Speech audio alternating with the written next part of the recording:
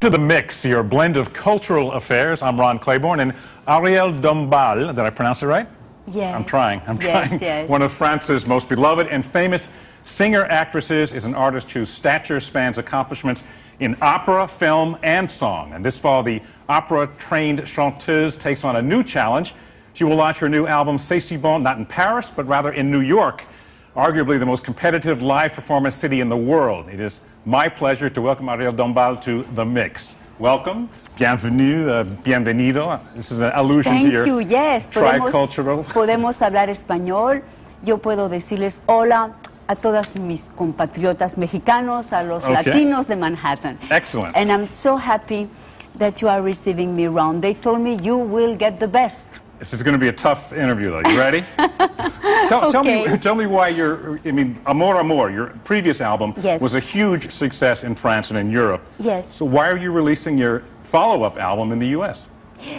Because they asked me to, and they thought, Columbia, Red Label, told me, you are not well known in the States at all. So if you want us to release your album, you have to make some concerts in order to see if people react if they come to the show. Otherwise, it's very difficult. There is many singers around, and why should they pick up you? And so I say, but my voice. So I say, yes, but we have a lot of great voices. So come, and you have to prove if you know how to sing. And come to make some concerts. And C'est si bon is described as a homage to the music of the 40s and 50s. I think you described it, your website, as the music that your parents might have danced to. Well, why did you decide to make an album of that kind of music in 2006? Because I'm really much into the nostalgia of that golden era. And I think I'm not the only one. I think those melodies were so extremely well written, so divinely modern. Gershwin and Cole Porter and Nat King Cole sang by Julie London and the Andrews Sisters and Sarah Vaughan and Sinatra. And I think it's the idea of America that the entire world has. It's, I mean, the crème de la crème. It's beautiful. It's timeless. An old idea, I think, to many people. An old idea, yes. And for me, the idea that my parents are gone and it was the music of their youth, for me it gives me a nostalgia and something very deep. And when I sing those tunes, it's like make them live again. Tell me a little bit about your background. You have an unusual background. You've probably told this story a million times, but you were born in Connecticut, raised in Mexico, and then later ended up in France. But your parents are French, right? My parents are French, so I'm really mixed up little kind of peanut. Yes, I'm French and American and Mexican, French, Americano, Chicana. And I really have the three cultures inside of me. I adore the Mexicans. They gave me so much of their culture. They are such tender people. They are sweet. They are very Catholic. And all that brought in myself a Mexican heart. You lived there from what ages? Very young, right? Yes, when I was born. I was just born in Connecticut. And then when I was 1 month old, I went to Mexico. So I'm really Mexican. And I spent my first 18 years over there. In Amor, Amor, I read that you said that some of the influence for that album, the music you chose, came from the maids, the criadas, that you had growing up in Mexico. Yes. Tell me about that. You know, I was in the kitchen with the radio, with the cook and the maids, and we were listening to calypsos, rumbas, merengues, boleros, and so they are so melodramatic and so beautiful. So we cried, and I cried of emotion listening to those boleros. I love them. And so... What was the music that you listened to growing up? You were growing up in the 60s and 70s. A lot of people were listening to the Beatles and the Rolling Stones and Motown in those days. What were you listening to? No, because my parents were already listening to the Beatles, but I just prefer other things they were listening. And they were listening to classical music. So, you know, I end up sometimes knowing some big classical music without knowing what it is, and know it completely. I can sing it because as a baby I was listening to so much music. But it was Debussy, it was Mozart, it was Vivaldi, of course, it was Bach, and it was Gershwin, Chet Baker, and a very wide range. And then I had two cultures.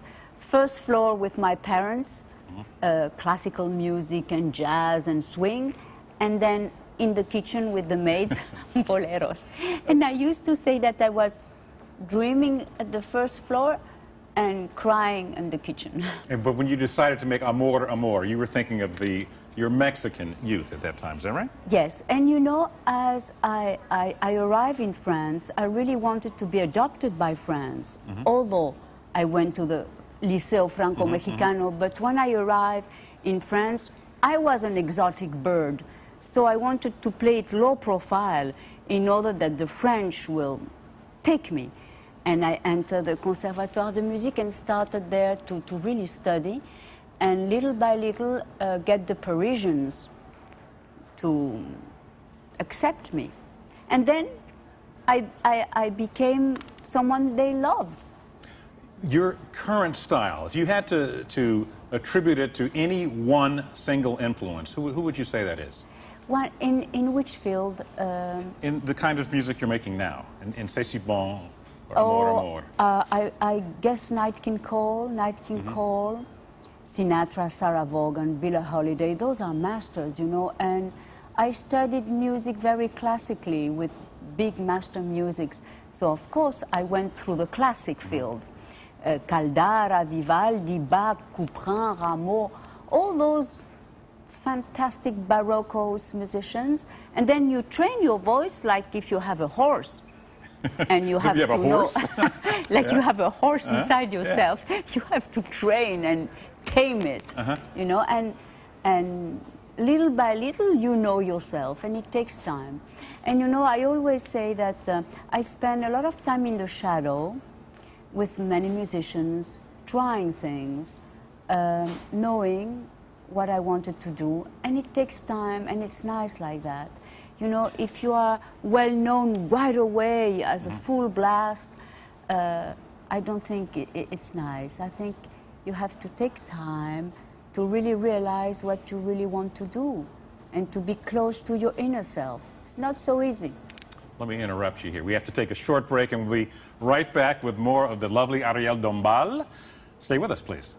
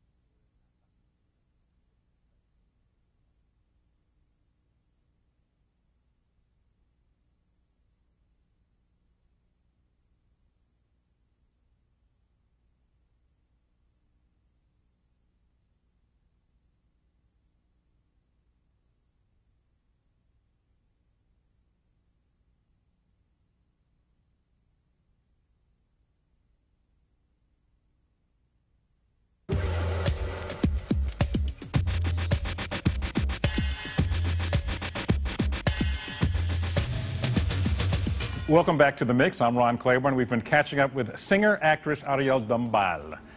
Hope I'm pronouncing it right here. I'm concentrating very hard. So well, you know, you've been traveling. You catch up accents fantastically. You are a big celebrity in France. Yes. Is that inconvenient? Is it a pain at times? No, you know, actually with me, people are very sweet, very tender. And when I go to do some shopping and all that, people come to me and they say, oh, I love you, oh, my sister likes you, my little boy adores you, my grandmother likes you. It's a blessing, I love it. And you know, the other day I went to a place called Le Bon Marché in France, and I saw a grandmother and her little daughter, and when they saw me, they cried. So my heart was broken, and just they Wait, cried. they looked at you and started crying? Yes. Okay. I have that effect on people in a different way, I think. Oh, well, no, I think you have that effect too. I mean, and I took it as, I wanted to cry myself. I say, oh, those people, they are so sweet. They just, the emotion, the tears, brought tears. And I was saying, no, don't cry. I don't know what to do. Your husband is the Yes. famous philosopher, writer, Bernard-Henri Lévy, Yeah. who wrote the bestseller about, oddly enough, a Frenchman writing about America, American Vertigo. Did you read the book as he wrote it? Did you? Of course. Did you have ideas for him as you went along? He's so adorable with me. He make me believe that I'm the eye that counts the most. So I always am the first reader. I'm the first reader. Did you read anything and think and say, you know, that doesn't quite seem right? Or? Sometimes I do that, and he always managed to let me believe that he will change it for me.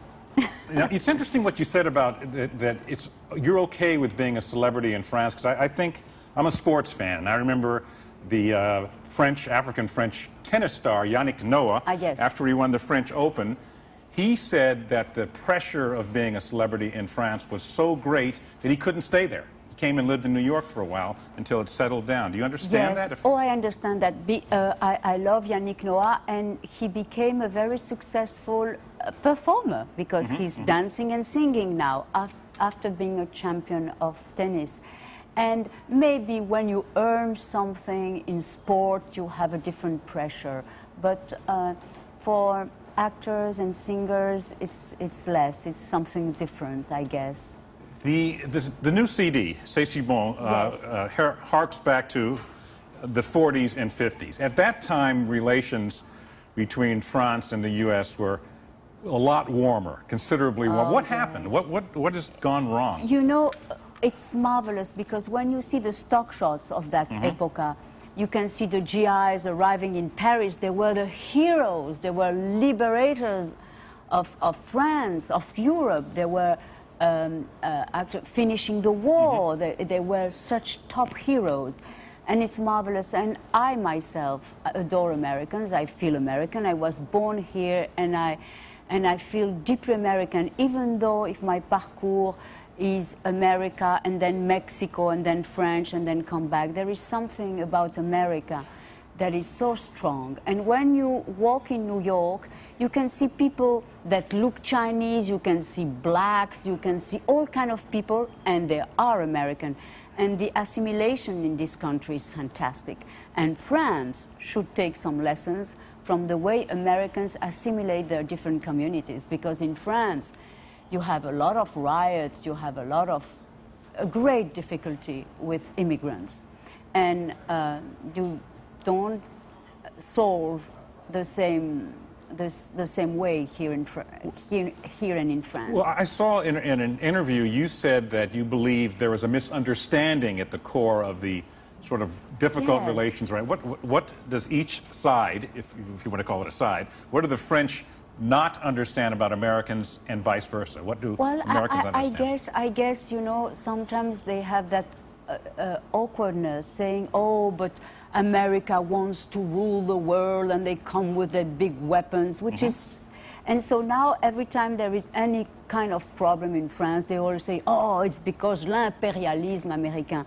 But it's a nonsense. Imperialism américain doesn't exist. It's a big country, very complex, very full of different opinions. It's a real democracy. But the French look at, for example, the war in Iraq, I want to speak generally, and say this is an example of the imperialism of Americans. And there's the overlay of the fact that the U.S. got involved, went into that war, essentially over the objections of Jacques Chirac and the French side. Yes, the French side was against that war, and you know, you can see it as a war that nobody wanted. But you have not to forget that now our new century is really a fight, and I don't know which way we have to fight, but we have to fight against intégrisme and Muslims integrist. And so the way where they are, and I don't know which way you have to fight, but you have to fight. And so, I mean, there is that war. There is many other places in the planet where women are lapidated if they have even a kiss with someone they like. Because of the intégrisme musulman, you have such an enormous problematic forces of terrorism against democracies in the entire world. It has nothing even to do with America or not America. It's a world problem. And so America is taking steps against that, and they do what they can. And I think democracy, freedom has to win, whatever the tools are. And of course, that's very politically very complex to know. You know, I remember a quote attributed to the former French president, François Mitterrand, and he said, old age is a train wreck. Do you fear aging and death? Well, like everyone, you know, I guess once in your life, and I was so close to my grandmother that I already know what is waiting for me. My grandmother was a most exquisite lady, refined, marvelous, walking every day, going to the movies until 98, going to see exhibitions, walking, so much alive. But then your body can handle it at a certain moment. Losing your bag, your things that fall becomes a drama. Can't remember, yeah. You know, and don't finding your papers become something terrible, and stepping steps, and your back. Well, we are all going to go there, and so we have to be prepared. Until now, I feel very athletic. I never felt age, not yet. I see very well, I hear very well, I swim, I walk, I run. Do you remember where you left the keys? That's the test. But once, it's not going to be like that anymore. What can we do? That's the way life it is. And you know, I have such love for all people. Myself, I think, we have to learn everything we know from old people. And I guess our societies will be more tender and sweeter with old people.